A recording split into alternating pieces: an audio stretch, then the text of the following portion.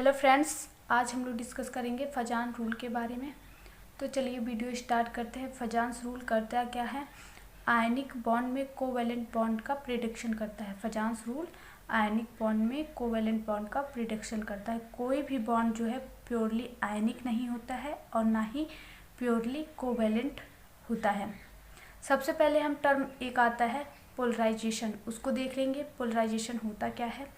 जब small size का cation और लार्ज साइज का एनायन एक दूसरे के समीप आते हैं, तो जब इसकी साइज जो है वो स्मॉल है, स्मॉल होने की वजह से ये इसके इलेक्ट्रॉन क्लाउड को अपनी तरफ खींचता है। साइज स्मॉल होने के कारण ये इसके इलेक्ट्रॉन क्लाउड को अपनी तरफ खींचता है, जिसके कारण से इसका शेप जो है वो डिस्टॉर्ट हो जाता है। शेप डिस्टॉर्ट हो जाता है, इसी को हम कहेंगे पोलराइजेशन। इसी को कहेंगे पोलराइजेशन। इसका शेप जो है वो ऐसे हो जाएगा। जब ये एक दूसरे के पास आते हैं तो ये इसके इलेक्ट्रॉन क्लाउड को अपनी तरफ खींचता है, तो इसका शेप जो है वो ऐसे हो जाता है, डिस्टॉर्ट हो जाता है। उसी को कहेंगे पोलराइजेशन। और जिसका पोलराइजेशन होता है उसको कहेंगे पोलराइजेबिलिटी। जिसका पोलराइजेशन होता है उसको कहेंगे पोलराइजेबिलिटी, और जो करता है उसको कहेंगे पोलराइजिंग पावर। एक बार फिर से सुन लीजिए।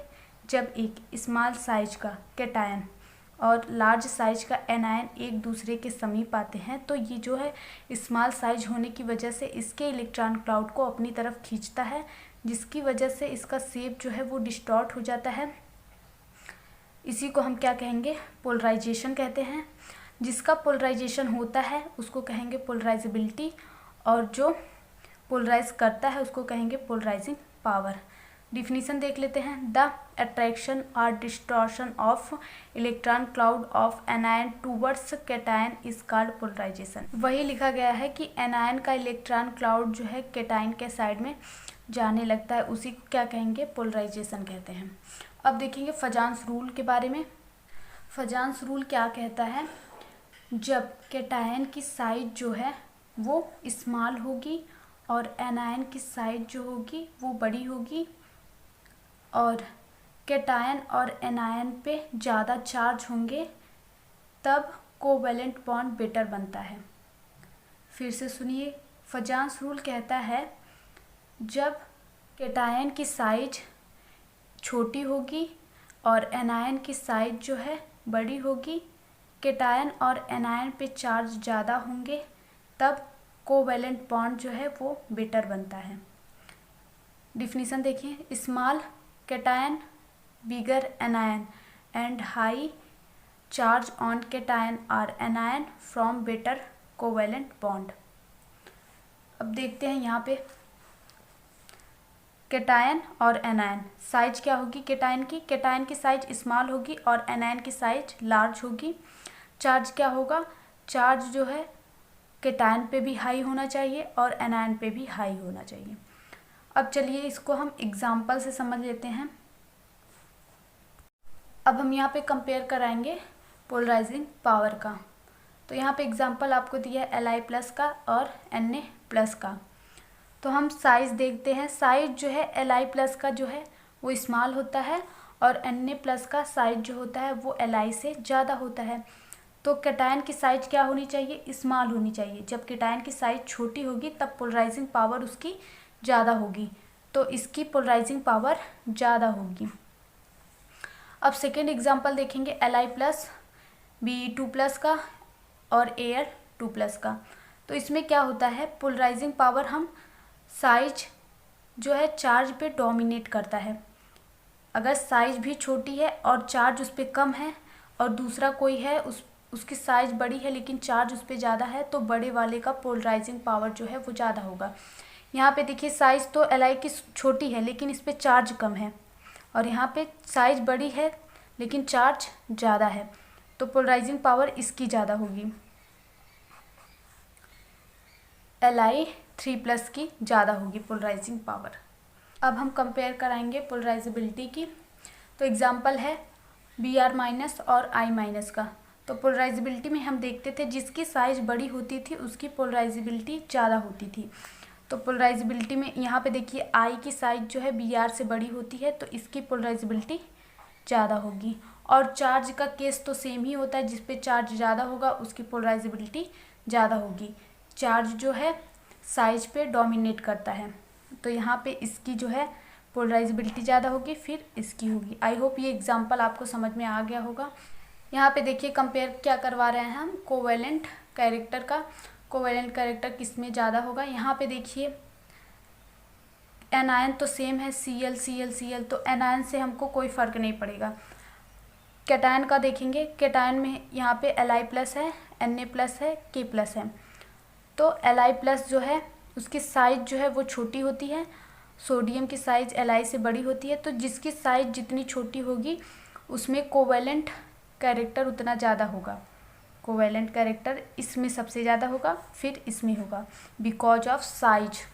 सेकेंड एग्जाम्पल देख लेते हैं। यहाँ पे भी हम कोवेलेंट कैरेक्टर का ही कंपेयर करवा रहे हैं। यहाँ पे देखिए चार्ज देखेंगे, चार्ज जो है साइज पे डोमिनेट करता है। तो अगर चार्ज में डिफरेंस है तो हम चार्ज को देखेंगे, ना कि साइज को देखेंगे। तो यहाँ पे Na पे 1+ है और Mg पे 2+ है और Al पे 3+ है। तो जिस पे पॉजिटिव चार्ज ज़्यादा होगा उसमें कोवेलेंट कैरेक्टर ज़्यादा होगा। तो ये वाला होगा सबसे ज़्यादा, फिर इसका होगा। अब थर्ड देखेंगे, यहाँ पे कोवेलेंट कैरेक्टर देखेंगे किस में ज़्यादा होगा। यहाँ पे कैटायन सेम है लेकिन एनायन जो है वो डिफरेंट है। तो एनायन देखेंगे, यहाँ पे F- है, Cl- है, Br- है और I- है। कैटायन में क्या देखेंगे, साइज देखेंगे, जिसकी साइज ज़्यादा होगी उसमें कोवेलेंट कैरेक्टर ज़्यादा होगा। तो I की साइज जो है वो ज़्यादा होती है, तो इसमें कोवेलेंट कैरेक्टर ज़्यादा होगा। तो पहले इसमें होगा, फिर इसमें होगा, फिर इसमें होगा। साइज भी सबसे ज़्यादा इसमें होती है, फिर इसकी होती है, फिर इसकी होती है। अब फोर्थ देखेंगे, फोर्थ एग्जाम्पल देख लेते हैं कोवेलेंट कैरेक्टर का, कैसे निकालेंगे इसका। अब यहाँ पे देखेंगे सूडो इनर्ट गैस कॉन्फ़िगरेशन में कोवेलेंट कैरेक्टर ज़्यादा होता है, क्योंकि उसकी पोलराइजिंग पावर जो होती है वो ज़्यादा होती है किससे, इनर्ट गैस कॉन्फ़िगरेशन से। ये देख लीजिए यहाँ पे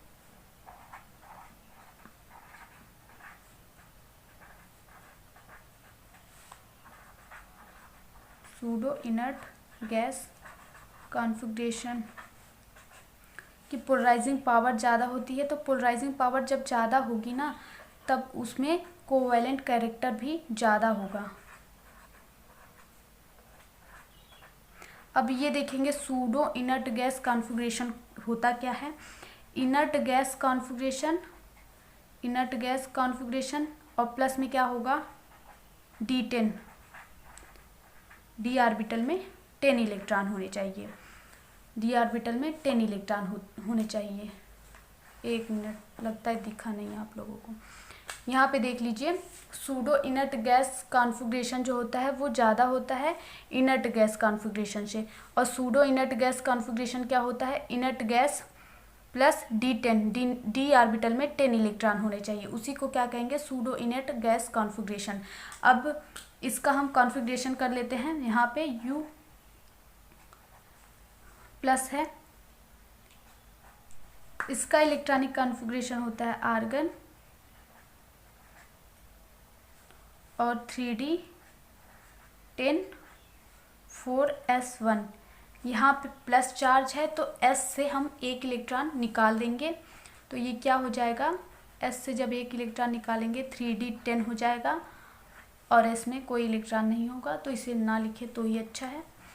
और यहाँ पे देखिए Na+ है, Na+ का लिखेंगे Ne नियॉन और 3s1। Na पे प्लस चार्ज है तो यहाँ पे आएगा Ne। तो ये कौन सा कॉन्फ़िगरेशन आ रहा है, ये आ रहा है सूडो इनर्ट गैस कॉन्फ़िगरेशन। और ये क्या है, inert gas configuration. Inert gas configuration ये है। तो हम क्या बताए हैं कि जो सूडो इनर्ट गैस कॉन्फ़िगरेशन होता है उसमें कोवेलेंट कैरेक्टर ज़्यादा होगा, क्योंकि उसकी पोलराइजेबिलिटी पावर जो होती है वो ज़्यादा होती है, पोलराइजिंग पावर इसमें ज़्यादा होगी, इसीलिए इसका जो है कोवेलेंट कैरेक्टर ज़्यादा होगा। आई होप ये एग्जांपल आपको समझ में आ गया होगा। अगर आप स्क्रीनशॉट लेना चाहते हैं तो ले सकते हैं।